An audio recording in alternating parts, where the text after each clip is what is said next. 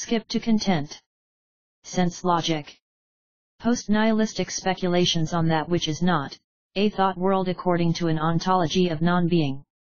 When everything appears similar, nothing really is. Alain Badiou.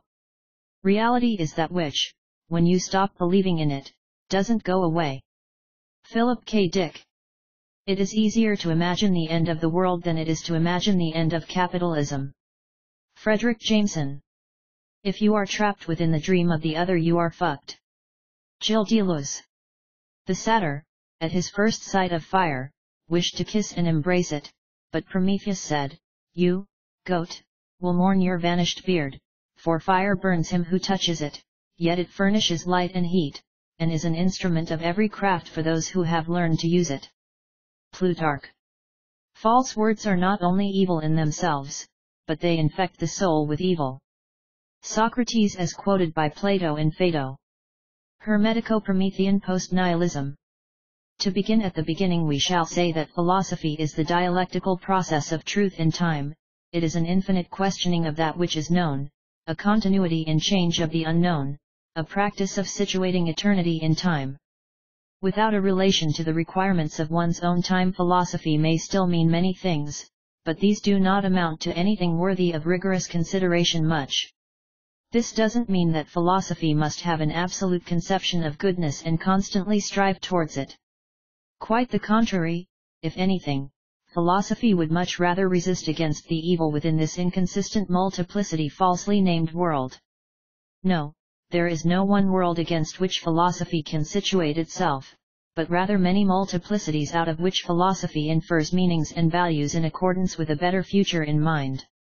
Not necessarily better than today, but less bad than it will have been if nothing is done to slow down worsening.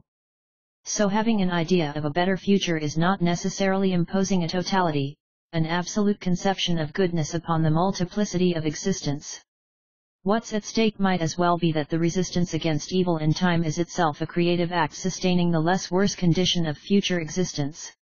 It's all bad and it can only get worse. The question is this: how can we decelerate this worsening condition of we humans, we animals, and we the plants? My interest in science in general and neuroscience in particular derives from this understanding of philosophical activity as a dialectical process in nature. For me, science is not an object of philosophy but a condition of it. Presumably you can already hear Badiou's voice here, and rightly so, I must say. Badiou had once said that philosophy is the conceptual organization of eternity in time. What, then, is dialectic? Dialectic is simply the unity of opposites, as Frederick Jameson defines it in his Valences of the Dialectic. Everything has within itself nothing, and inversely. The self and the other are always already reconciled, but in order to actualize this unity, philosophy splits the one in such a way as to sustain the process of its reconciliation within itself. The one is not, it all begins with two and continues ad infinitum. Of course, a designation such as Hermetico-Promethean post-nihilism is paradoxical, but this being paradoxical is itself creative of the space out of which something not only new but also good, or less worse than that which is or could be, can emerge. That said, a positively altered future itself only ever emerges from a split introduced in between the past and the present, the good and the bad. Now, I see nothing bad in interrupting the process of negativity, but needless to say one cannot achieve this by affirming it. One still needs negativity to interrupt negativity. It is in this sense that nihilism turned against itself becomes a condition of progressive philosophy. If science is making a huge progress while the whole planet is rapidly dying, what's the point of that progress in science? It becomes a meaningless activity for its own sake. Without a future there can be no science either, but it is only by way of putting science into good uses that we can have a future. And when I say we, I mean we humans, we animals, and we the plants. Paradoxical though as it may sound, robots are of no concern to me, but enhancement technologies such as neuroplasticity softwares are. I take whatever rings true to me in accordance with my intention. Intending something is not necessarily willing without consciousness. One may be driven to anything at all, including willing nothingness, as Nietzsche has taught us, adding that man would much rather will nothingness than not will. Although Nietzsche's proclamation may be valid for some, it is not necessarily valid for all. To say again now what I've already said some other time, I'm still up for consciously desiring good life. That said, I reckon it's not even worth mentioning that will, drive, and desire are not the same thing. As for the difference between consciousness and self-consciousness, we must return to Hegel as always. There are indeed many illusions in this life, some for life yet some others not, some necessary while some irrelevant. Not that I am one, and yet it's not for nothing that Hegel had once said, the great man of his time is he who expresses the will and the meaning of that time, and then brings it to completion. He acts according to the inner spirit and essence of his time, which he realizes. This, I think, is still true and ever will be, if we are to have a future worthy of the name, that is, being, non-being and becoming non-identical of the subject as. If the one is not, nothing is. Parmenides. When it comes to philosophy I usually avoid dialogue, in that sense I am strictly Deleuzian, a man of free indirect speech, always sustaining a kind of internal dialogue with the philosopher's image of thought he created in his mind. Rather than engaging in polemics with the philosophers, Deleuze used to think with them, although not always in accordance with them, sometimes for and sometimes against them, always disjunctively synthesizing affirmation and negation as well as transcendence and immanence. For Deleuze the important thing was to bring out that which matters in thought. Now, for Kant the thing in itself, or the noumenon, could be thought but couldn't be known. We could only know the transcendental ground of our thought, and therefore the thing in itself is not submitted to change. For change requires the transcendental constitution of the subject to take place in time. The subject constitutes and is constituted by the transformation of the thing in itself, noumenon, into the thing for us, phenomenon. In his critique of judgment, Kant distinguishes between the determinative and the reflective modes of judgment. If the universal, the rule, the principle, the law, is given, the judgment that subsumes the particular under it is determinative. If, however, only the particular for which the universal is to be found is given, judgment is merely reflective. 1. If we keep in mind that the reflective mode of judgment reflects on particulars in such a way as to produce universals to which they can be subjected, and that the determinative mode of judgment determines a particular by subjecting it to a universal, it becomes understandable why among these two it is the reflective mode which splits as it unites the subject of enunciation and the enunciated subject.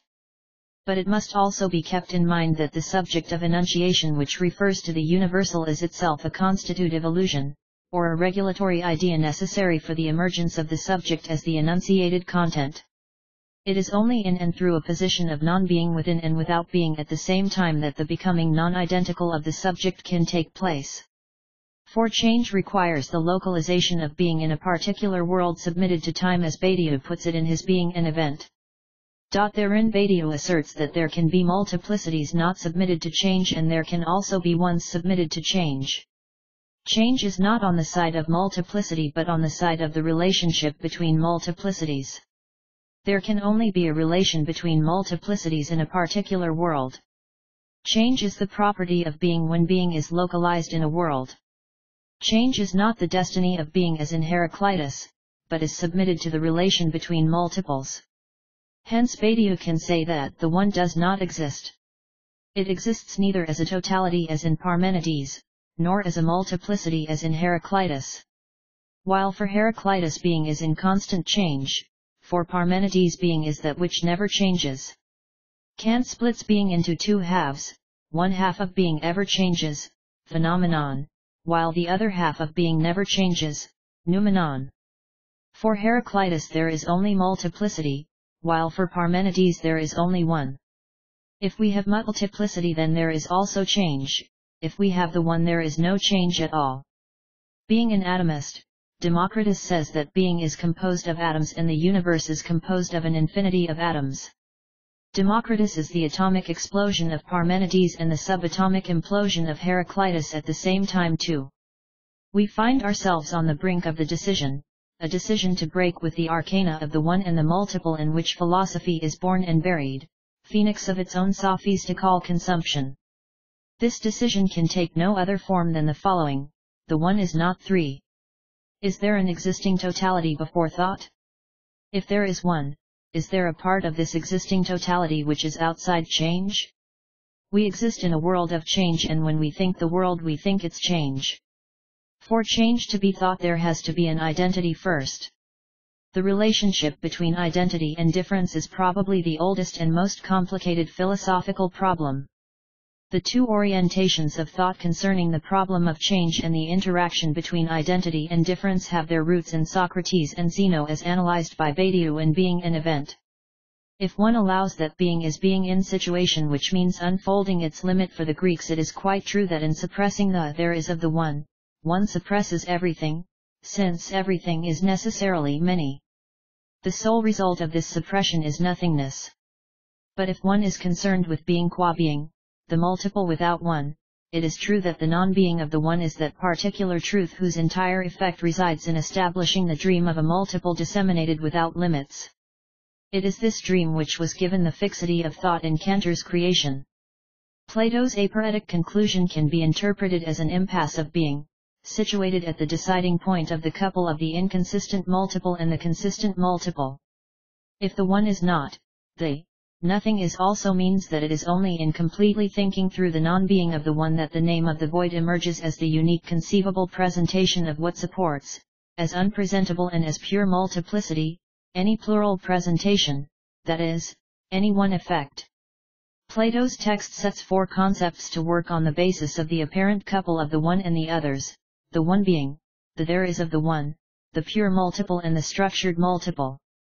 If the not of these concepts remains undone in the final aporia, and if the void triumphs therein, it is solely because the gap between the supposition of the one's being and the operation of its there is remains unthought. This gap, however, is named by Plato many times in his work. It is precisely what provides the key to the Platonic concept par excellence, participation, and it is not for nothing that at the very beginning of the Parmenides, before the entrance of the Old Master, Socrates has recourse to this concept in order to destroy Zeno's arguments on the one and the multiple. For Badiou proclaims the multiple as heterogeneous dissemination.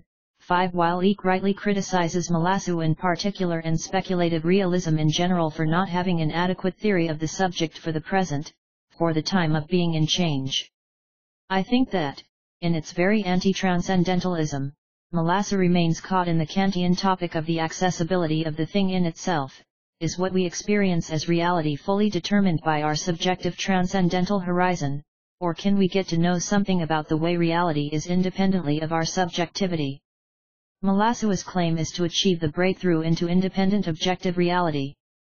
For me as a Hegelian, there is a third option, the true problem that arises after we perform the basic speculative gesture of Melassu, transposing the contingency of our notion of reality into the thing itself, is not so much what more can we say about reality in itself, but how does our subjective standpoint, and subjectivity itself, fit into reality.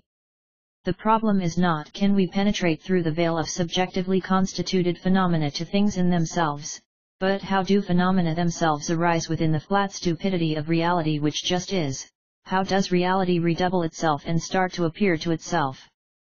For this, we need a theory of subject which is neither that of transcendental subjectivity nor that of reducing the subject to a part of objective reality. This theory is, as far as I can see, still lacking in speculative realism. 6. Today philosophy has a tendency to think outside the contemporary world, whereas the goal of ancient Greek philosophy had been to find an orientation of thought for the good life in time. The quest was how to live in accordance with a conception of goodness in mind. This is not an abstract goal, but rather aims at transforming subjectivity as it is here and now. If one took the point of being which seemed to be the smallest, much like a dream within sleep, it would immediately appear multiple instead of its semblance of one, and instead of its extreme smallness, it would appear enormous, compared to the dissemination that it is starting from itself. 7. In his Logics of Worlds, Badiou makes a distinction between being and existence. I have posed that existence is nothing other than the degree of self-identity of a multiple being, such as it is established by a transcendental indexing. With regard to the multiple being as thought in its being, it follows that its existence is contingent, since it depends as a measurable intensity on the world where the being, which is said to exist, appears. This contingency of existence is crucial for Kant, because it intervenes as a determination of the transcendental operation itself.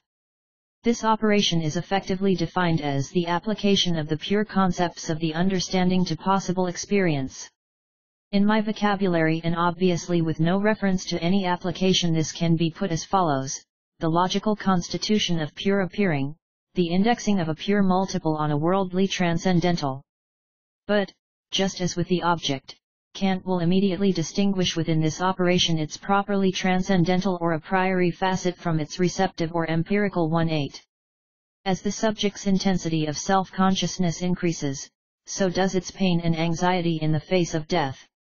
This causes hopelessness and despair, which may or may not lead to a total devastation of the project of inverting and putting into the spotlight the nothingness at the center of the subject.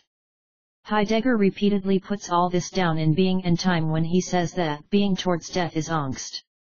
One cure for expelling anxiety has been to believe in God, any other metaphysical construct, or in some cases it has even taken the form of a materialist system of thought. In all these cases, however, an escape is seen as a solution when in fact it is the problem itself. For our concerns, an escapist attitude, and especially one that tries to go beyond the present, does not work at all, for what we are looking for is a way of learning to make use of the reality of the death drive as an interior exteriority constitutive of the subject as a creative agent of change at present, in the time of the living and the dead at once. And here is the Lacanian definition of the subject referred to by Badiou towards the very end of Being an Event. I am not, there where I am the plaything of my thought, I think of what I am, there where I do not think I am thinking. 9. Why has there never been a noumenology but ever a phenomenology within the philosophical field, and what if this doesn't mean that there never will be one? As a speculative attempt to situate the thought worlds of ontology/epistemology and noumenology/phenomenology within one another, this essay aims at explicating why the life drive and the death drive are rooted in transcendence, whereas immanent theory requires conscious desiring to produce new modes of being and thinking as yet not conceivable from within the dominant model of projection-introjection mechanism based on identification. It even goes further than that by way of presenting the life drive and the death drive, each divided within itself, as constitutive of the two sides of a single projection-introjection mechanism driven by capitalist axiomatics governed by a virtual domain of being beyond and yet immanent to the human condition at present, at once a cause and an effect of human existence which wills its own servility to, and subsumption under, the virtual world of capital driven by big data mining finance centers. My primary objective is to develop a strategy of reading/writing, thinking/acting or simply living/being in accordance with a philo-fictional thought world in and through which it becomes possible to immanently negate and transcendentally affirm the concepts of life drive and death drive as modes of being and thinking.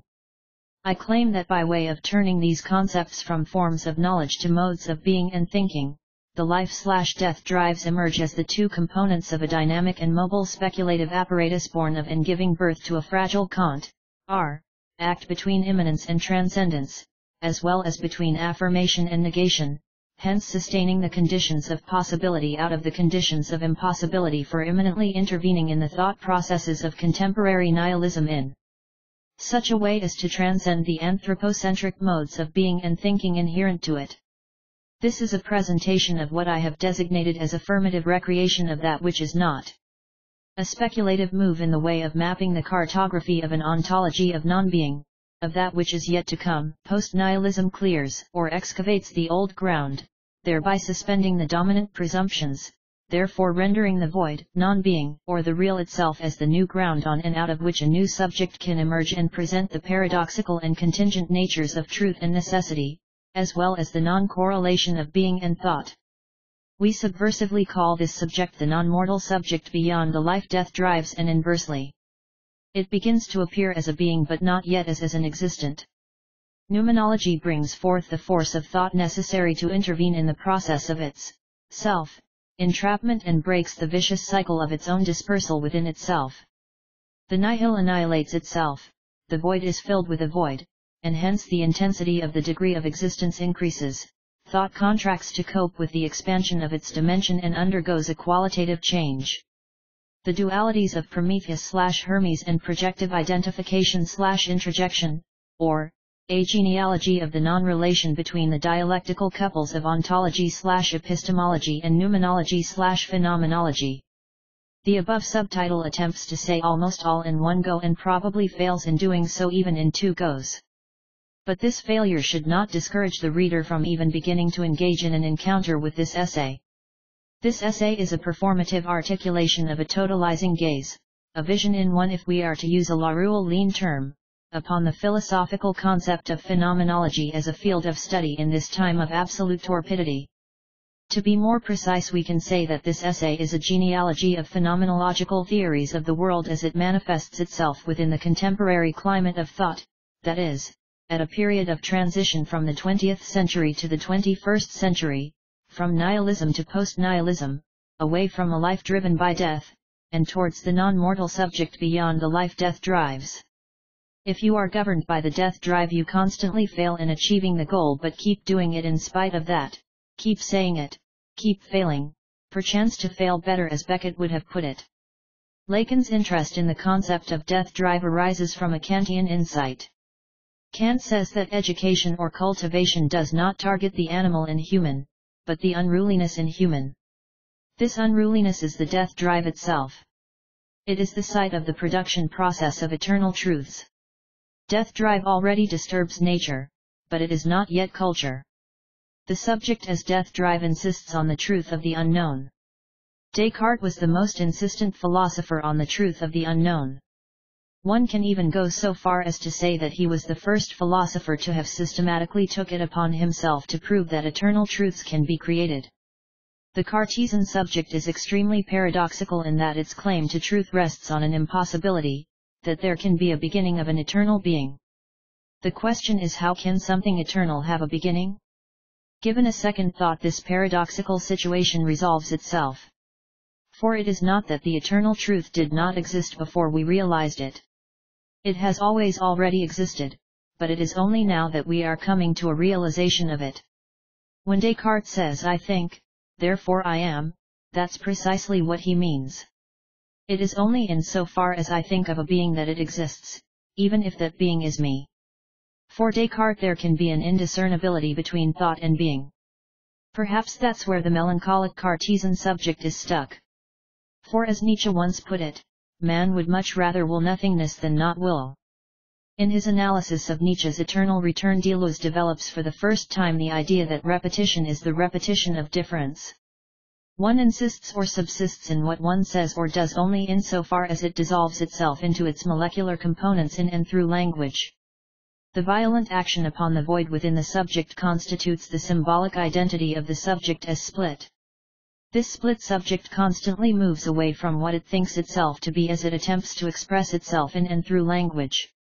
The reason for that is its mode of being, a becoming in between the unconscious drives and the conscious desires. The subject as death drive is a void within and without the symbolic at once. The Deleuzian univocity of being is the flow itself, it is the flow of being becoming in itself, and it is only death that brings about the completion of this process. It is only in death that being becomes in itself, that is, as nothingness, as a void, as an absence, as non-being.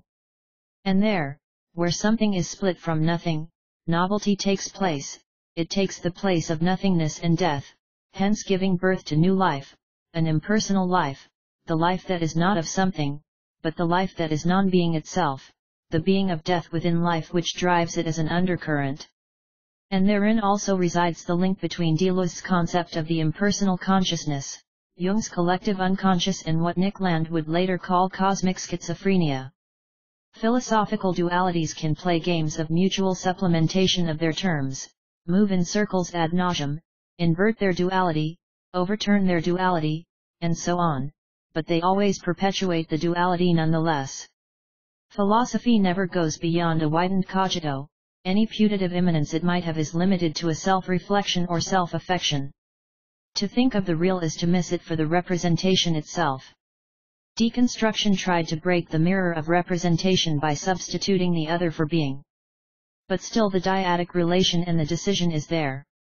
A genuine transformation of thought, by contrast, will not consist in playing new games with representation, but rather in determining representation through, as Laruelle himself puts it, a radically unrepresentable agency, or instance more precisely, through a without representation that allows itself to be thought by means of representations which have been reduced to the status of philosophically inert material.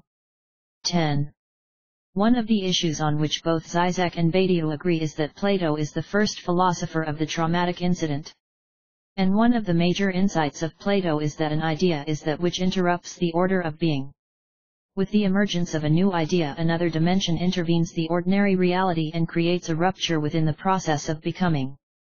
If we keep in mind the Parmenidean and the Cartesian axiom that thought is being, it becomes clear why Ray Brassier, in his article on That Which Is Not, The Entwinement of Truth and Negativity, pits against this stance the idea that thought is non-being rather than being. Put otherwise, the correlate of thought is non-being rather than being. Brassier also says in his article that being and non-being are entwined. To my mind, the interwoven nature of being and non-being signifies nothing but the correlation of becoming and finitude. It is at this point that the question arises as to whether a dynamic infinity is possible. Is it possible for change to take place within infinity? Can an eternal being not only exist but also change? As Badiou exactingly puts it in his lecture on eternity in time, philosophy is the conceptual organization of the relationship between time and eternity. Therein Badiou distinguishes four distinct conceptualizations of the immanence of eternity to time. The first one of these is the mystical experience where eternity is reduced to a point in time. The second one claims that the time is the realization of eternity. Eternity is time itself from the point of view of becoming. Becoming is the immanent realization of something which is eternal in nature. This second one is split within itself and has two different versions, Hegelian and Nietzschean. Hegelian version sees time as the realization of the absolute. For Hegel, historical time is not in contradiction with eternity, the history itself moves in the direction of the complete realization of the absolute idea. Totality of time creates the absolute idea. In the second version of this second approach developed by Bergson and Deleuze, history is replaced by the potency of life and infinity is understood as life itself. The tension between time and eternity is resolved in the constant creative capacity of life itself. For Bergson, as it is for Deleuze, life is in time but goes beyond time. Life is the name of the immanence of eternity. The third one is the Platonic conception of time as an image of eternity. And the fourth one is the Cartesian claim that eternity can be created within time, that truth is a form of eternity in time. Badiou situates himself within the Cartesian tradition and clearly states that his whole project has been to prove that eternal truths can be created within time. As far as I know, Heidegger's aim in his Being and Time is precisely what Badiou claims the philosophical task to be, namely the conceptual organization of the relationship between time and eternity. For Heidegger, being in time is being towards death, but rather than simply implying that we will all die and there's nothing we can do about it, Heidegger's claim is that human finitude is a condition of possibility for change to take place, that change can only take place within time, and also that we humans should approach death with resoluteness. The fact of our mortality shouldn't paralyze us, quite the contrary, it should move us in the way of acting so as to change our condition of being in the world. For Heidegger, the meaning of death is not simply that we are all doomed because of the inescapability of our eventual demise, but that the thought of death is itself an opening within finitude. Is it worth mentioning that Heidegger does indeed introduce negativity, thought of non-being, into the order of being? Yes, it is worth mentioning, but it is not sufficient. For there's always quite a few more steps to be taken further in these fields where thought and language become one. And Brassier is one of those who have taken some of these steps. In his Nihil Unbound, Enlightenment and Extinction, Brassier asserts that thought has interests that do not coincide with those of the living. If I understand him correctly, Brassier's philosophical project is driven by a will to philosophize in the name of those who are either dead or about to die, those who live on the edge of life and on the verge of death at the same time. For Brassier, nihilism is not a closure but an opportunity for a new beginning, precisely because to be able to think that which is, we have to think that which is not. As is clear from the title of his book, his goal is to unbind that which is not, to give a voice to non-being. Contra Parmenides and Descartes, Brassier claims that the correlate of thought is non-being rather than being, and the capacity of thought to interrupt the usual flow of things is something to be defended. A traumatic incident usually interrupts the usual passage of time for the traumatized subject. It is as though time doesn't pass anymore. Time is frozen, and the subject who has lost a loved one or had any other kind of disfiguration in his/her life is stuck in this frozen time. The traumatized subject usually locks him/herself at a time before that traumatic incident and is trapped within an endless process of mourning. As I've put it in a previous post, according to the orthodox interpretation of Freud's mourning and melancholia, this subject is melancholic. But as you may remember, therein I also say, referring to Zizek's lecture on melancholy, that according to Agamben's unorthodox reading of Freud's text in his stanzas, melancholia occurs not when the process of mourning fails and becomes endless, but when the desire itself is lost rather than the desired object. And when the desire for the object is lost, the death drive intervenes and splits the subject into the two always already within itself, into something and nothing, in between which there is less than nothing. The subject is henceforth split within itself into that which it was before the traumatic incident and what it will have been after the traumatic incident, into the subject before the loss and the subject after the loss. This also means that the subject is divided by an absolute presence, a non-existent absent object, a lack of lack. In a situation driven by a lack of lack, the subject lives in another time within and without the ordinary time of clocks at once. A time in which nothing is present as an absence. The time of the lack of lack is the condition of possibility for the change of the status of the impossible within the predominant order of meaning/being to take place. And needless to say, only therein can a new truth emerge, wherein time takes the form of the space itself. Driven by a negation of Heidegger's conception of being in the world as being towards death, the thoughts of Deleuze Badiou and Henri Leroux constitute a lineage of thought world driven by a will to immanence and affirmation. Nevertheless, it is this despise of transcendence and negation disguised as immanence and affirmation that constitutes a unilateral, Laruelle, and perhaps even univocal, Deleuze, lineage common to them all, manifesting itself as a stance against the treatment of that which is not as though it is that which is, culminating in a stance against God, that is, a secularization of the infinite. It is this transcendental materialism/realism, this affirmation of the immanence of eternity, this presentation of the human and human more human than the human, which we call post-nihilism. The infinite, then, is within finitude and inversely, so in order to think the infinite we have to think the finite and inversely, that is, the thought of death within life and life within death. Although the thought of death has a high price which the subject pays by a loss of mental and physical health, it is nevertheless useful in opening up the way to limit experiences. The death drive devastates the predominant conceptualizations of the good of civilized progress and the bad of barbaric regress. The subject as the death drive situates itself as the traitor on the opposite pole of belief and faith in immortality. In the place of statues representing immortality, it erects nothing.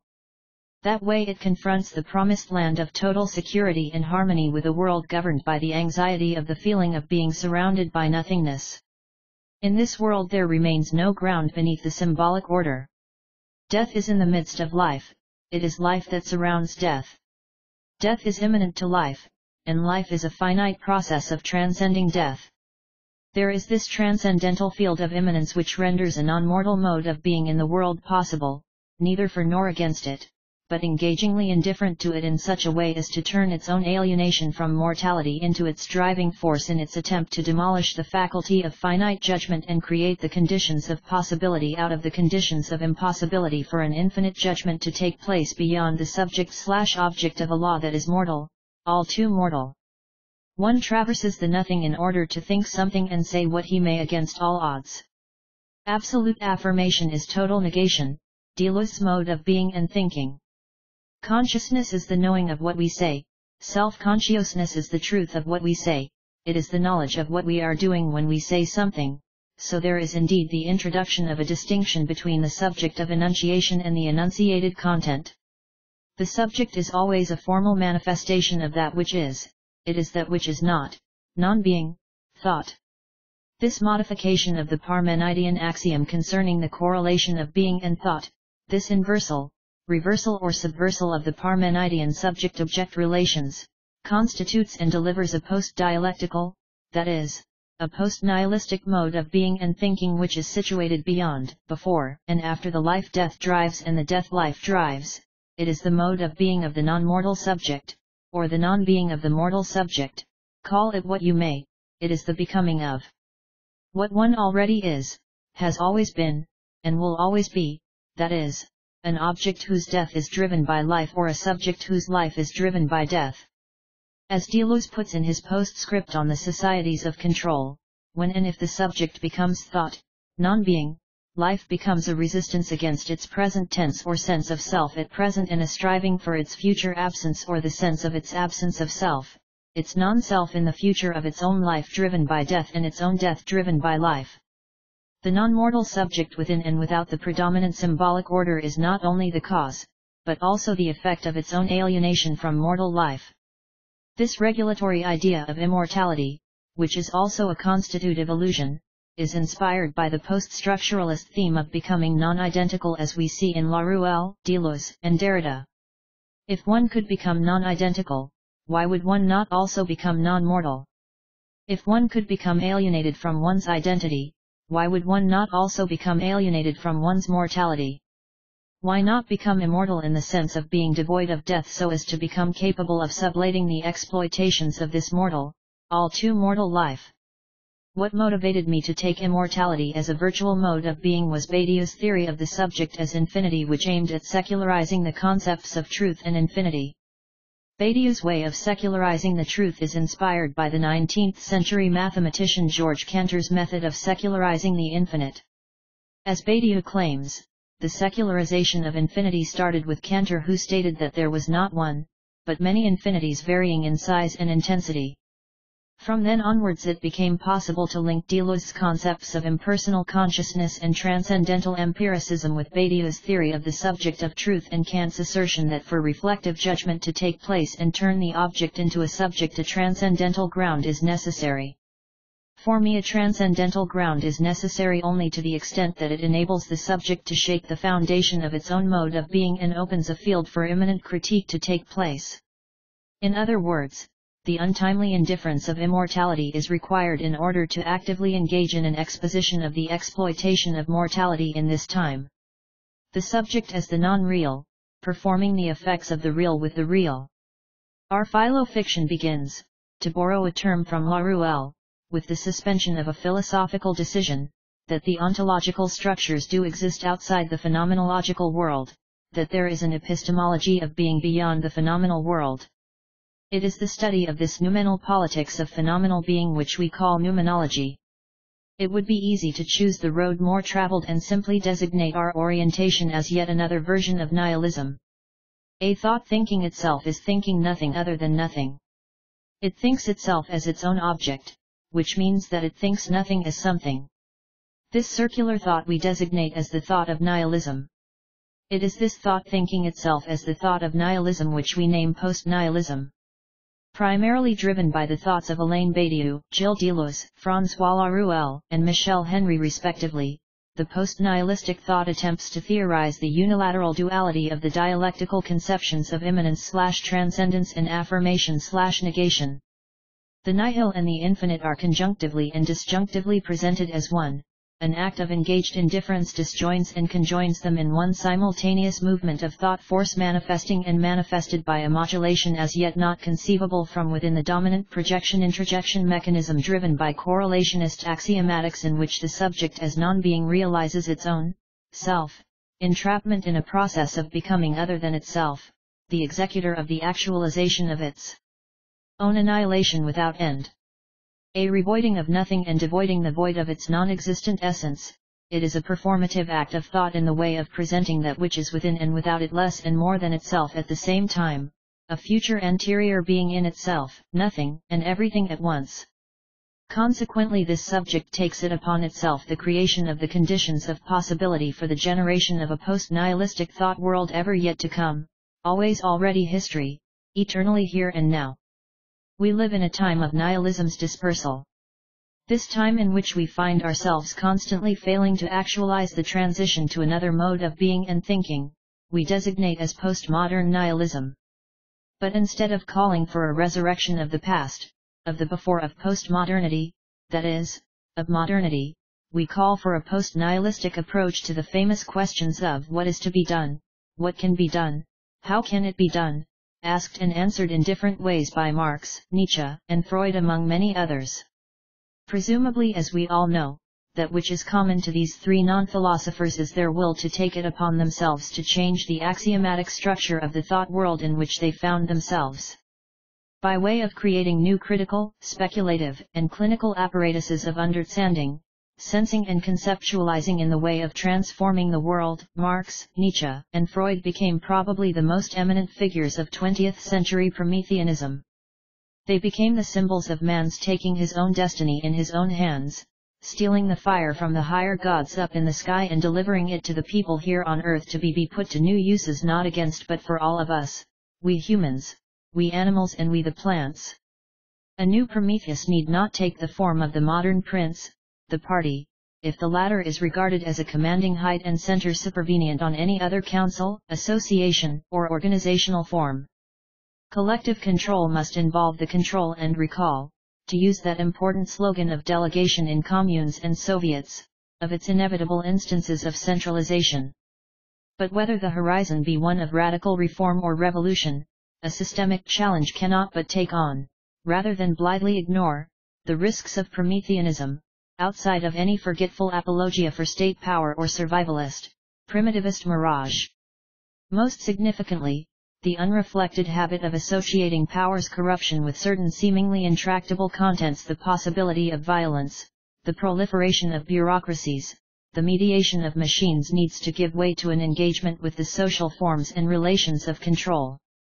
Warning against the menace of Prometheanism at a time when the everyday experience of the immense majority is one of disorientation, powerlessness, and opacity, that is, one where knowledge, scale, and purpose are rent asunder, is simply to acquiesce in the exercise of power in the usual sites and by the usual agents, in that particular mix of anarchy and despotism that marks the rule of and for Capital 11. As the exposition of an old problem's imposition as a new problem, the inversion and or the subversion of a problem of decision disguised as a limitation to thought, speculative realism has become an anchoring term for what we consider to be the emergence of a post-nihilistic thought world.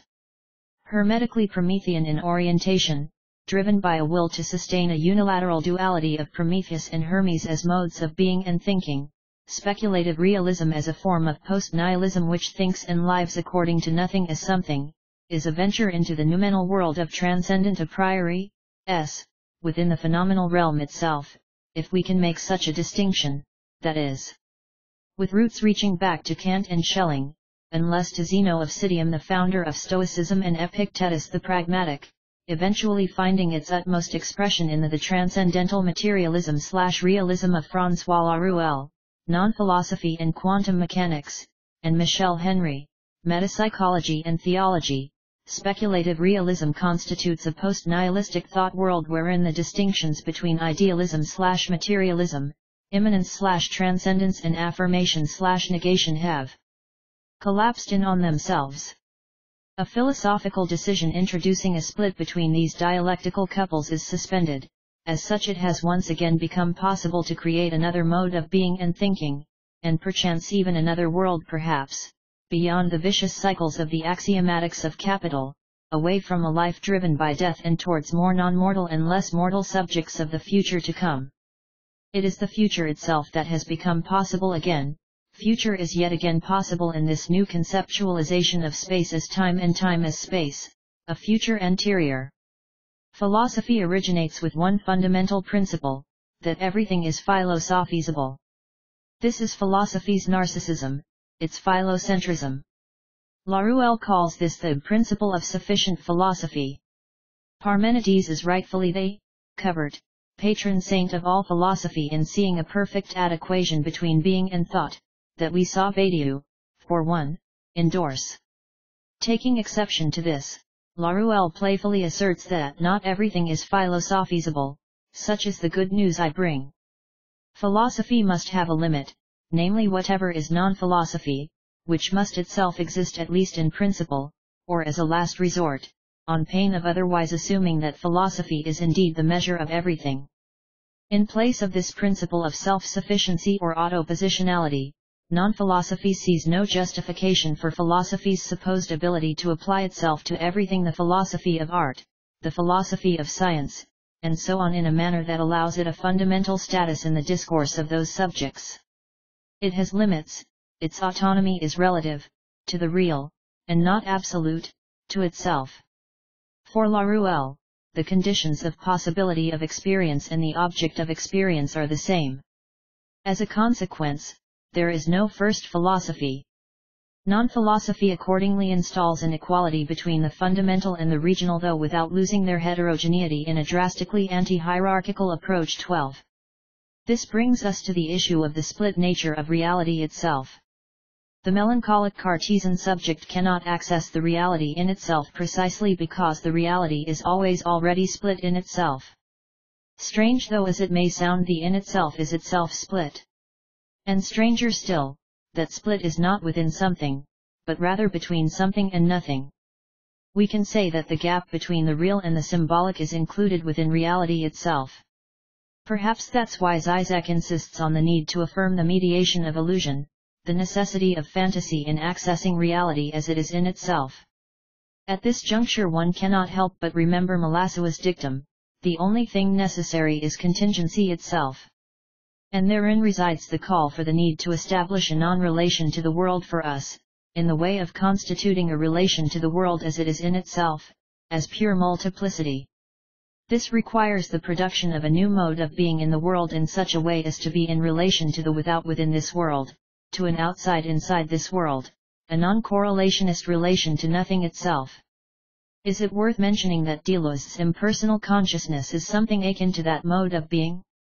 It is this transcendental inconsistency itself that regulates, governs, and drives the Deleuzean plane of immanence, and precisely for this reason Deleuze calls it the transcendental field of immanence in his last book, Pure Immanence, A Life, wherein he attempts to clarify his transcendental empiricism. Let it suffice for the time being to say that transcendental materialism is repetitively different from transcendental empiricism, in that what's at stake in transomp is the action of the unconscious upon the subject, whereas in transmat the situation is retroactively reversed in a progressive way. It is the subject's indiscernibility from the unconscious that's at stake in transmat. Influenced by and influencing Zizek, Adrian Johnston's transmat adds to Deleuze's transomp the role of the external matter itself as internally constituted in the self-constitutive process of the subject. Profoundly Hegelian indeed, to say the least. We open up passages in the internal structure of the dominant projection-introjection mechanism through which new meanings flow in new directions and initiate change in the way of opening up new paths towards new modes of being and thinking. A creative revolution is always a live act, a process of progressive change in and through which the fundamental principles of our way of life are shattered and created anew in such a way as to act out a continuity in change contiguous with the demands of the present. Signifying a stance away from Freud and towards Lacan, the center of attention has shifted from Eros/Thanatos, life drive and death drive, to Hermes/Prometheus, the drives to which they correspond are yet to be found. But the formal structure of thought remains the same in that Melanie Klein's projective identification and introjection mechanism is still constitutive of the governing principle. The philosophical decision common to all is that the real is external to the subject and can be an object, be it ontological/epistemological or noumenal/phenomenal. In his Organs Without Bodies, Zizek undertakes a critique of Deleuze's Guattarian concept of the body without organs, claiming that what Deleuze and Guattari have in mind when they use the concept of desire is precisely the Lacanian drive, or the Freudian death drive. This confusion of concepts on behalf of DNG is in stark contrast with Deleuze's use of the concept indifference and repetition. For therein Deleuze attributes a positive quality to the death drive, just like Lacan does later in his career. If we keep in mind that drive is the fixation on impossibility and desire is the relation of being to lack, we can see the profoundly Lacanian dimension of Deleuze's thought as he wrote Difference and Repetition. Even in the logic of sense Deleuze still affirms desire as lack. It is only with his collaboration with Guattari in Capitalism and Schizophrenia, Anti-Oedipus and A Thousand Plateaus, that leads Deleuze to create a new concept of desire as production. But the whole thing turns against itself in time, and the Deleuzo-Guattarian concept of desire turns out to be the Lacano-Freudian concept of death drive. In the act of life in between birth and death there is a cycle of expansion and contraction at work. Without the one the other cannot be. Life as a creative act is a resistance against reaction, which is a disease that feeds on life as a creative act. One is eventually doomed unless one stops reacting to the reactive forces and instead takes it upon oneself to create something new out of one's engaged indifference to the governing rules of the game imposed by the predominant order of meaning and being. Wherever there is an increase in the intensity of existence, there emerges something new. It's all a matter of the degree of being alive. The more dead you are, the less intense your existence is, and hence less creative you become in time. We call it being comfortably numb, or dumb as it is generally put by the public, all these details in the way of becoming more exacting and precise as to the nature of life as a creative act. Just as the flower is the reproductive organ of a plant, so too the human brain can be considered a reproductive organ rather than a destructive one, depending of course, on the thoughts it produces. At the end of the day, both the flower and the brain create and emit sensible signs. The human brain produces thoughts and the flowers produce sense. Long story short, you are actually a mobile plant. Here is yet another repressed truth for you. If all these repressed truths were allowed to manifest themselves in our lives with real effects, then most of the problems of humanity which are used as excuses to access inordinate measures of financial gain and uncontrollable power over the lives of many would cease to exist at once. The non-mortal subject engagingly indifferent to the life-death drives. Probably the most philosophical one among all the Saramago novels, Death at Intervals portrays a world wherein death has ceased its operations and stopped taking lives. Of all the countries in the world, only within the particular country the name of which is not given in the way of creating a sense of universality, people do not die anymore. Confronted with an unexpected absence of death and a sudden presence of immortality here and now, the dominant system as a whole, both in its state form and in the private domain, begins to collapse in on itself. If that is the case, then Saramago is implying that the predominant order is run by the dominance of death. Death having a central role to play in the predominant order of governance means that a subtraction of death from the system will bring about a void, a kind of black hole within the system, a gap causing an inward spiraling, an interruption of life as it is, with death at its center, now devoid of it, producing a contraction of the dominant mode of being alive. We live in such times and spaces wherein time and space have themselves become rare commodities. If we keep in mind that scarcity is that which determines the value of a commodity, we can understand why and how the interruption of the ordinary run of things, socially accepted forms of using time and saps, can open the gates to a new mode of being and thinking in a new space and time. In a world where time is used as the currency, wherein you can earn more time at work to sell it for goods, foods, and other services, you are caught in an ever-regressive process of production and consumption in and through which time becomes capital and capital becomes life. Once your time as capital runs out, you die.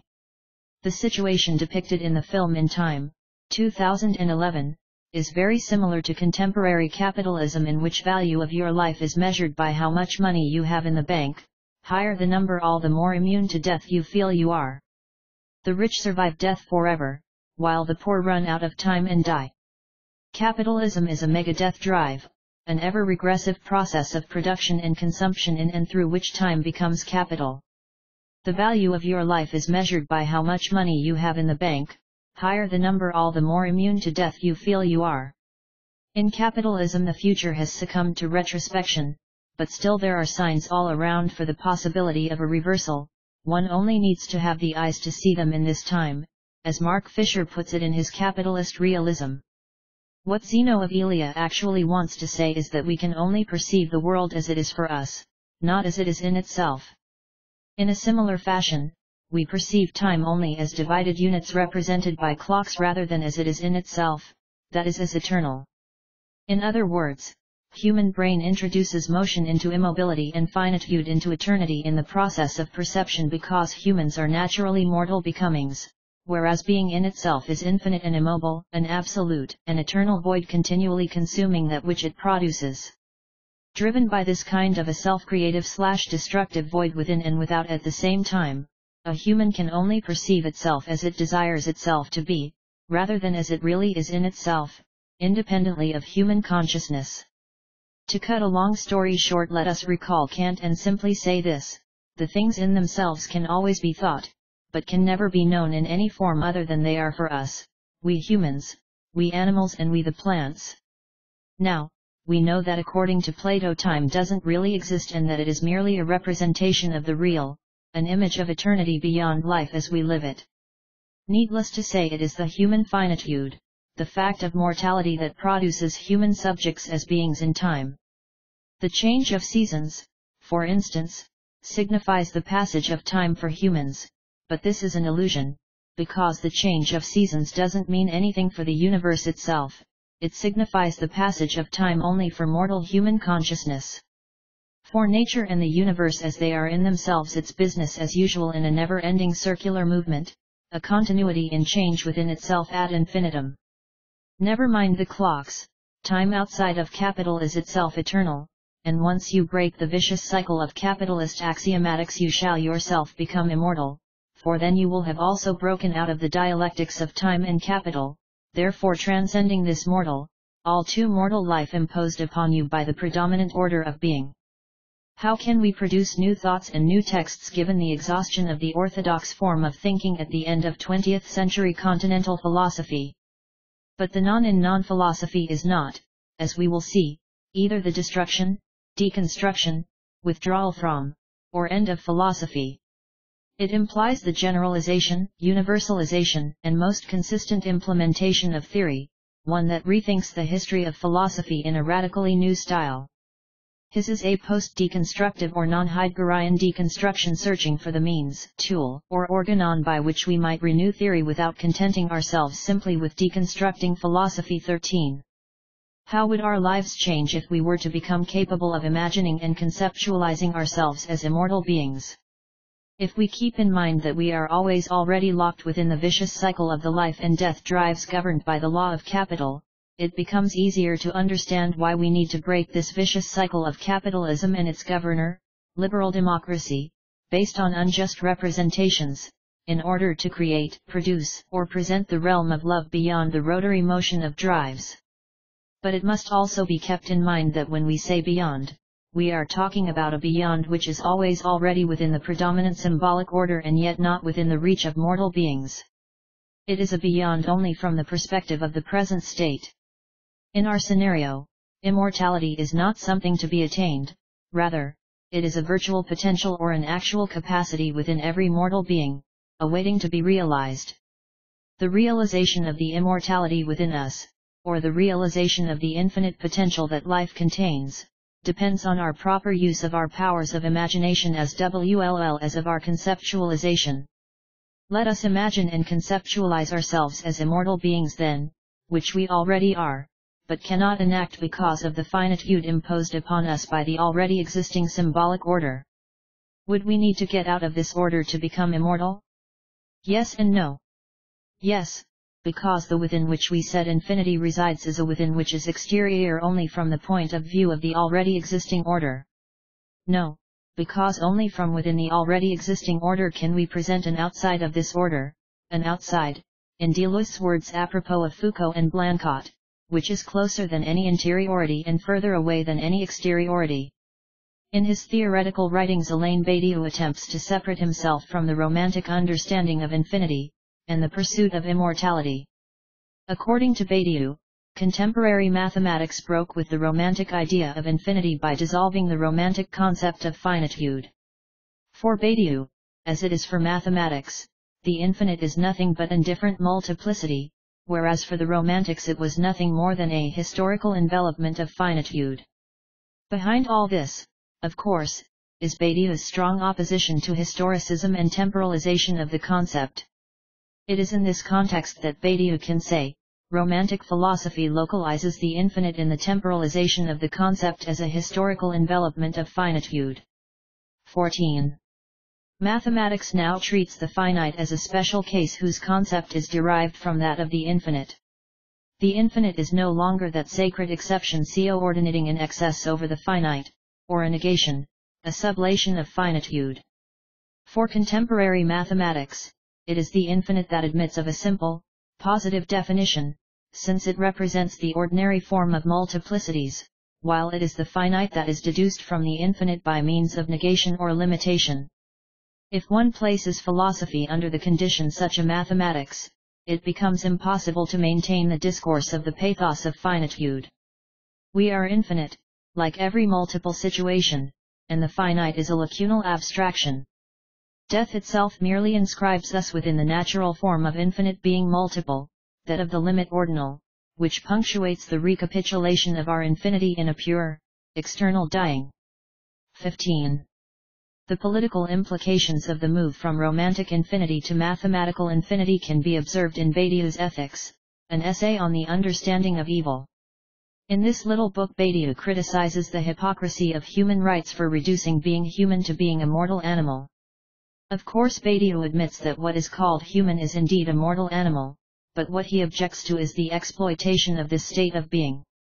Against this deprecative attitude, Badiou pits the immortal subject, or rather, the subject who is capable of realizing his/her immortality. 16. For Laruelle, the establishment of a radically immanent philosophy, one which escapes transcendence, cannot be achieved in and through traditional philosophy at all. It can only be instituted through a non-philosophical thought whose subject matter is the history of philosophy itself.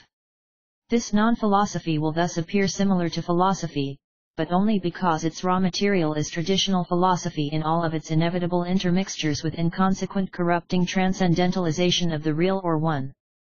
Echoing the ideas of Derrida, Laruelle claims that transcendence is the fundamental shape of all philosophy.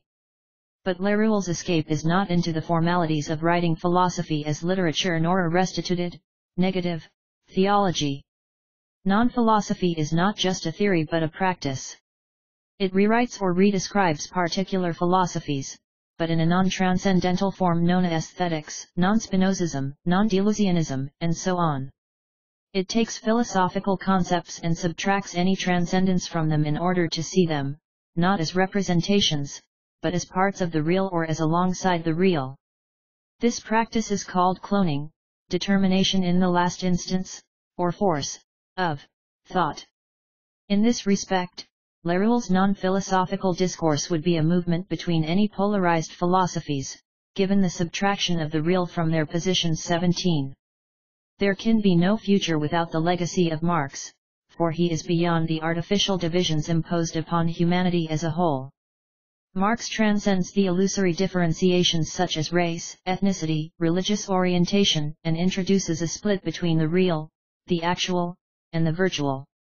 That split is a new form of differentiation which brings justice and equality down on earth rather than leaving it up in the sky, infinitely postponed to a non-existent life after death in the incapable hands of a non-existent being commonly known among we the human mortals as God. A truth comes into being through those subjects who maintain a resilient fidelity to the consequences of an event that took place in a situation but not of it. Fidelity, the commitment to truth, amounts to something like a disinterested enthusiasm, absorption in a compelling task or cause, a sense of elation, of being caught up in something that transcends all petty, private, or material concerns. 18. Some sentences always ring true, that's why we designate them as one among many manifestations of eternal and yet singular truths. A truth is that which once established remains eternally true in its singularity. Truth is an infinite multiplicity which nevertheless belongs to a particular time and space but also expresses a part of being which doesn't change. To become capable of touching the real and manifesting a truth of one's time requires a sensitivity to that which persists in its existence as an affirmative negativity. This negativity is affirmative because it only negates the world and life as they exist for humans at present, not as they are in themselves. A truth always emerges out of this affirmative negativity which sees world and life as they are in themselves, independently of the human consciousness. A truth, therefore, lays the foundations of a future to come which is based on reality as it is in itself rather than its particular representations for us. Every truth, on it is realized in actuality, smashes the illusions propagated by the contemporary militarist capitalism. The subject of a truth must always be prepared to shake its own foundations in the way of a better future, a future liberated from the shackles of lies and slavery imposed upon humanity for more money and power at all costs. Altering the supposedly predestined future. The tradition of all dead generations weighs like a nightmare on the brains of the living. Karl Marx. We live on the cusp of things, an age when the human Anthropocene is giving way to the inhuman. Nature no longer exists. We're all artificial now. The engine of inhumanism is eating reality alive so that nothing human will, as Land once said, get out alive. We're seeing the human vanish before our eyes, the last remnants of the humanist traditions are imploding, the worlds of metaphysical bric-a-brac are giving way to the triumph of sciences which are far stranger than philosophy, which is actually quite conservative and conserving. I know I talk of Zizek, Badiou, Land, et.al., but in truth I'm a post-nihilist who has already crossed the post-human divide, the zone of no return where whatever we're doing is part of some hyperstitional collective madness of constructing the future out of the ruins of a failed and failing world of humans into the inhuman worlds which seem to be imploding toward us out of the future. S.C. Hickman. Unfortunately, the future has changed, it's not the same good old brighter future anymore. Earth is rapidly going down the drain and we cannot even slow down the process. One only needs to look at science fiction movies to see this. Most of them used to imagine a better future on Earth, but today this is reversed. The utopian imagination has turned against itself and most of these movies have become dystopias imagining a darker future and rather grim days to come.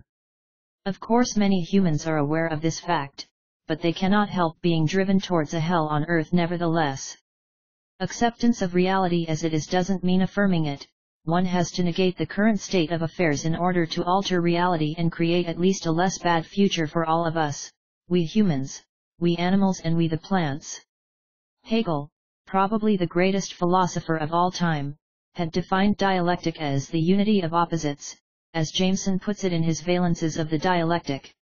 We can interpret this as the being one in essence of the apparently opposite entities.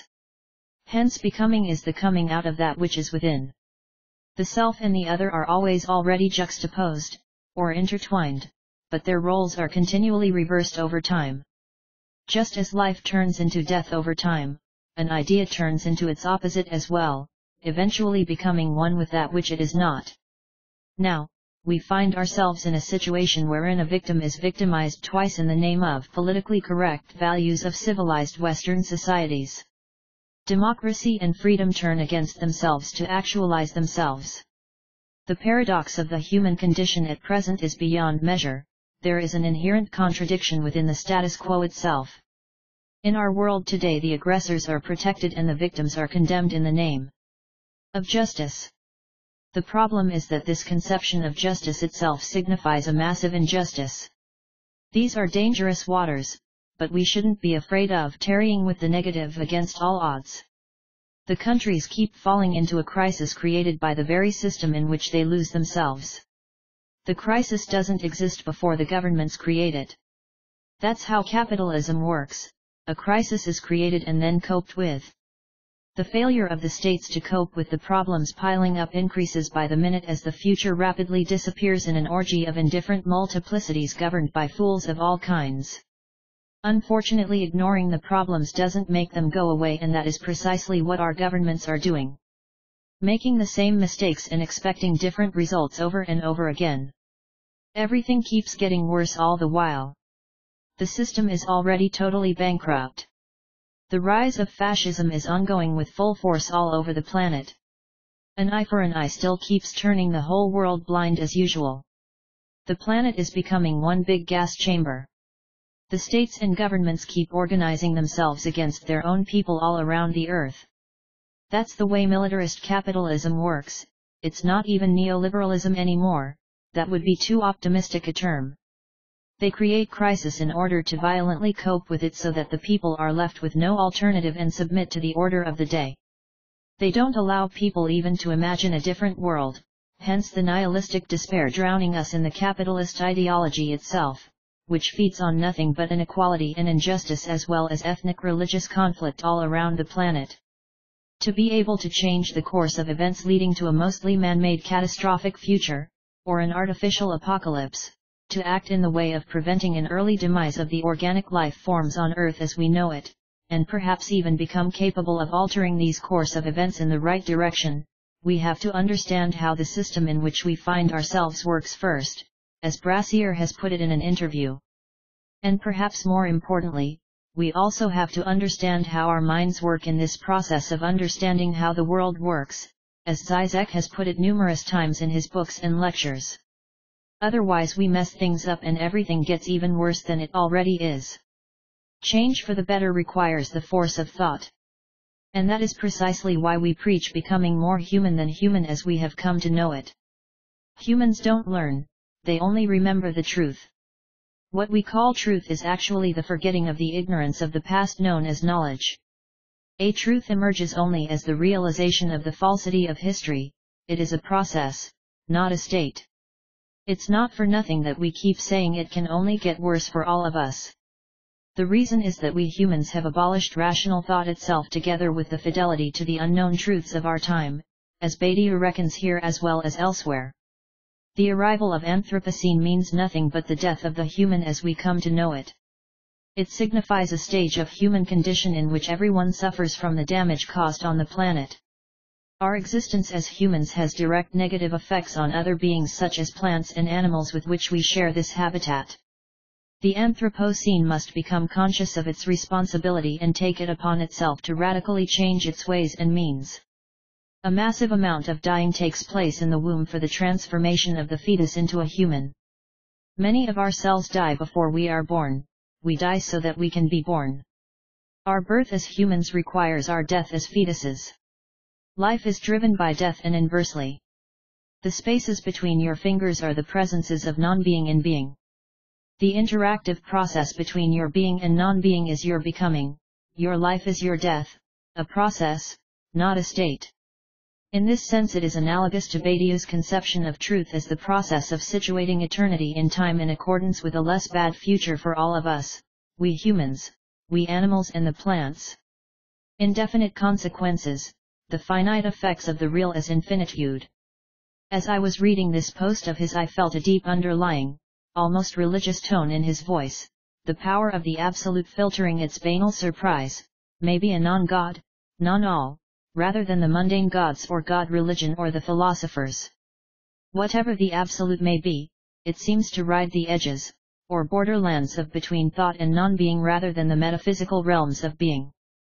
Though secular through and through the incorporation of the themes of eternity, time, mortality, immortality, etc. like those others who have influenced our thinking, Nietzsche, Badiou, Zizek, Laruelle, Henry, Deleuze, etc. and, lest we forget, Freud, Lacan, Locke, with his mythology of drives, that endless war of eros and thanatos, life and death, love and war comes through Erdem's essay.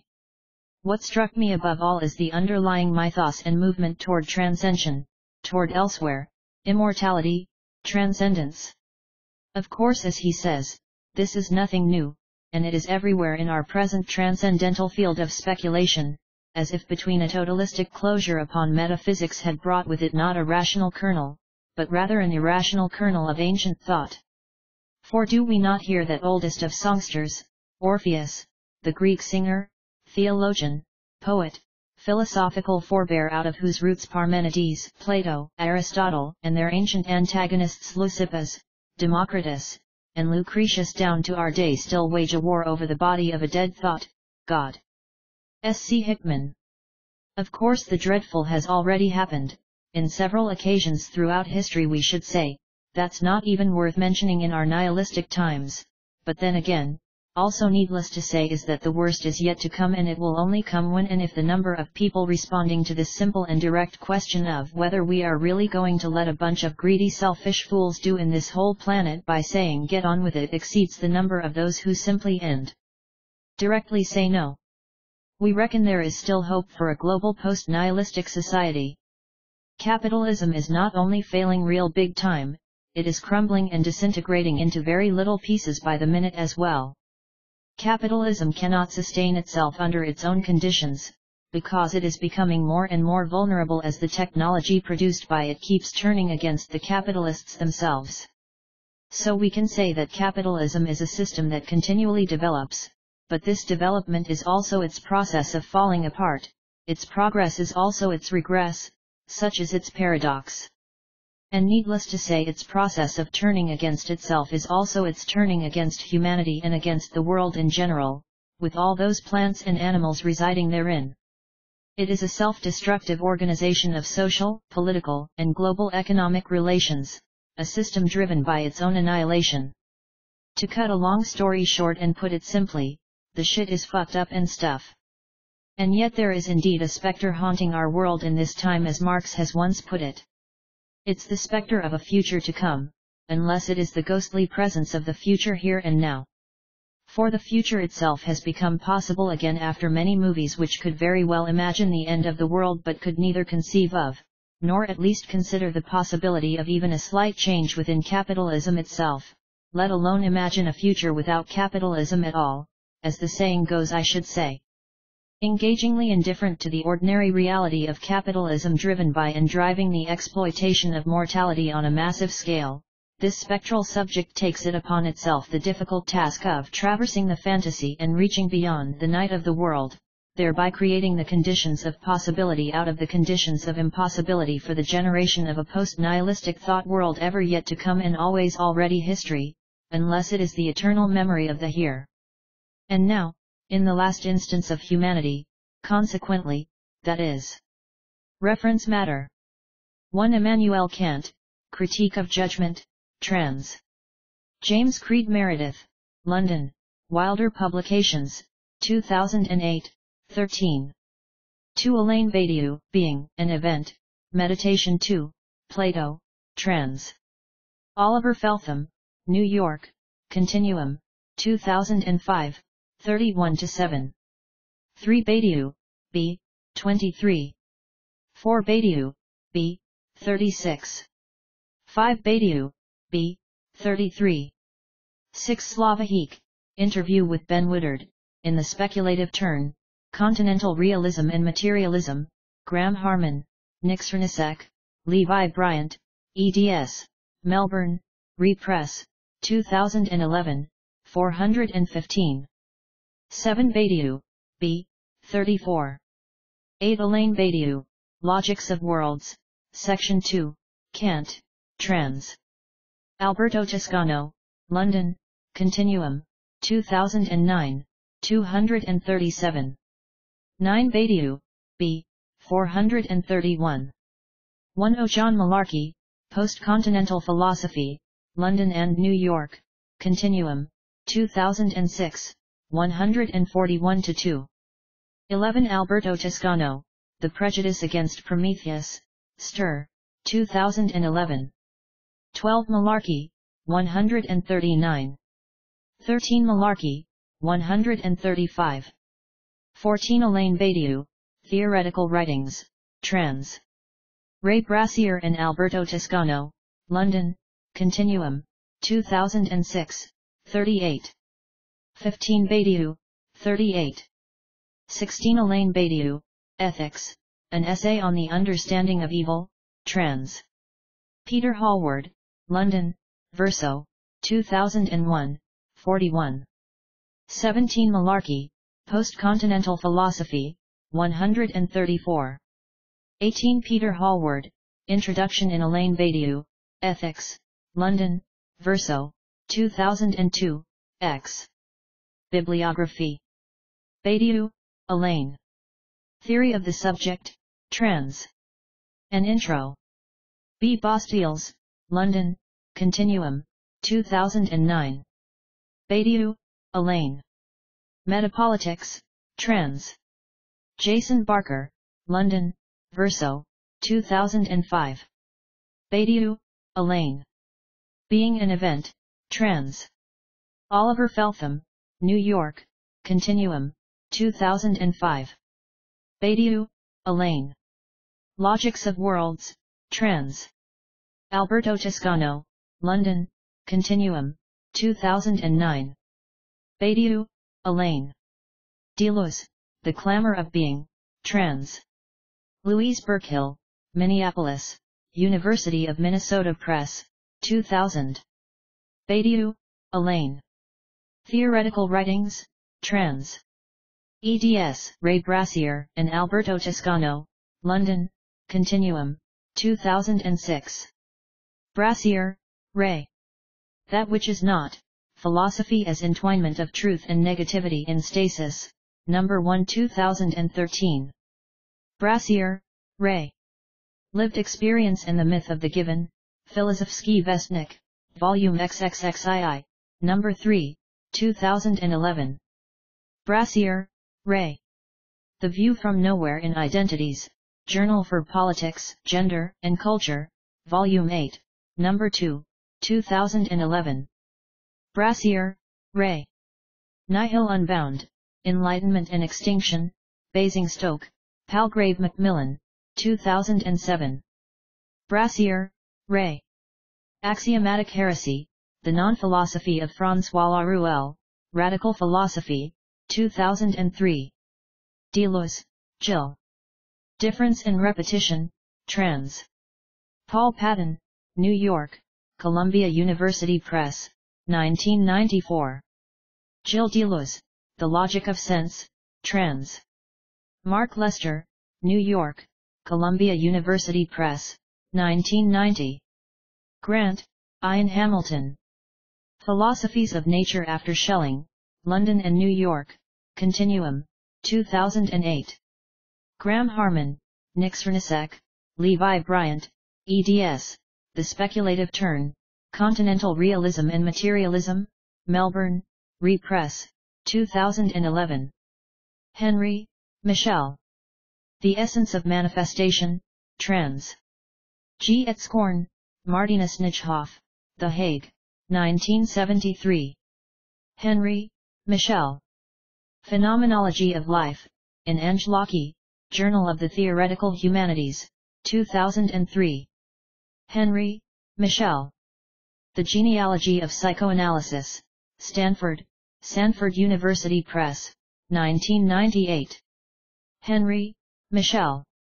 Marx, A Philosophy of Human Reality, trans. K. McLaughlin, Bloomington, Inn, Indiana Up, 1983. Henry, Michel. Barbarism, trans. An Intro. Scott Davidson, London, Continuum, 2012. Johnston, Adrian. Ecce Ontology, A Transcendental Materialist Theory of Subjectivity, Evanston, Northwestern University Press, 2008. Johnston, Adrian. Elaine Badiou, The Hebb Event, and Materialism Split from Within. Angelaki 13, 12749, 2008. Laruelle, François.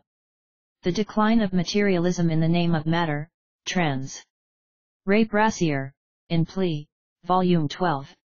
What is Materialism? 2001, 33-40. Laruelle, François. Future Christ, A Lesson in Heresy, trans. A. P. Smith, New York, Continuum, 2010. Laruelle, François, The Truth According to Hermes, Theorems on the Secret and Communication in Parousia 9, 2010 18-22. Laruelle, François, The End Times of Philosophy in Continent 2.3, 2012 160-166. Laruelle, François, A Summary of Non-Philosophy in Plea, The Warwick Journal of Philosophy. Volume 8. Philosophies of Nature, 1999. Laruelle, François, Identity, an Event in Plea, The Warwick Journal of Philosophy. Volume 9. Parallel Processes, 2000. Laruelle, François. Future Christ, A Lesson in Heresy, trans. A. P. Smith, New York, Continuum, 2010. Malarkey, John. Postcontinental Philosophy, London and New York, Continuum, 2006. Eek, Slava. The Parallax View, Cambridge, MA, and London, MIT Press, 2006. Eek, Slava. Less Than Nothing, London, Verso, 2012. Advertisements. Report this AD. Report this AD. Share this. Post-navigation. 5 thoughts on post-nihilistic speculations on that which is not, a thought world according to an ontology of non-being. Add yours. Ping back, post-nihilistic speculations, the ontology of non-being sense logi copyright. Ping back, being, non-being and becoming non-identical of the subject sense logi copyright. Reblogged this on subliminal sensibility. Ping back, Nick Land, Philofiction, Chasm, and the Abstract Manifesto Subsense. Ping back, S.C. Hickman, Philofiction, Chasm, and the Abstract Manifesto Subsense. Leave a reply. Black Club Minimalist Ontologue. Cengiz Erdem. Black Club Emergent Sense Matters. Alienations. Post-nihilism. Links. Archives. Categories. Categories. Entities. Advertisements. Report this AD. Black Club Minimalist Ontologue. Cengiz Erdem. Pages/Saifuller. Numina. The Book of Nihil. Black Club Retrospector. Black Club Retrospector. Black Club Introspector. Black Club Introspector. Black Club Translator. Powered by Translate. Black Club Senspector. Search for Sense Logic. Cengiz Erdem is licensed under a Creative Commons Attribution Non-Commercial Share-alike 4.0 International License. Black Club Emergent Sense Matters. Sense Logic. A brief note on Kant. 0 RPHA and Drift Archive. The Immanence of Truths Elaine Badiou. Hyperstition, altering the supposedly predestined future, or utopia as method, structure, and process. Dialectics of Time and Event from Kant and Hegel to Deleuze and Badiou. Cronenberg, Burroughs, Deleuze. 2. The Evil Spirit and the Spiritual Automaton. 3 Modalities of the Immanent Infinitude, Life, Matter, and Thought in Henry, Deleuze and Badiou. Post-nihilistic speculations, the ontology of non-being. Mediate the emerging mediator. Black Club speculations. Altering the suppose. Hyperstition, altering the sup. Ontological catastro. Ontological catastrophes and T. Cengiz Erdem. Projective identification and Badiou, Kant, Hegel. Ontological catastrophes and T. Badiou, Kant, Hegel. The subject of art Allah. Ontological catastro. The subject of art Allah. Cengiz Erdem. Dialectics of barbaric regress. Cengiz Erdem. Zaman Sonu ve Sunsuzluğun. Cengiz Erdem. Consequences of Messing Within. Yarısı Yazarlı Kve. Televizyon, Kapitalism ve. Cengiz Erdem Yara. Yarısı Yazarlı Kve Felsefe. The Time of Capital. Ontological Catastrophes and T. Cengiz Erdem. Adventures in Creative Writing. Cengiz Erdem. Artad, Deleuze, and the Will T. Yarısı Yazarlı Kve. About/Hacknda. Black Club Immanent Entities. Audiovisual. Cengiz Erdem. Infinite Indefinites. Philosophy. Speculative Realism. Turks Yazılar. Writings in English. Letterbox. Join 276 other followers. It's not the number that matters. 311,058 views. Powered by WordPress.com. Up.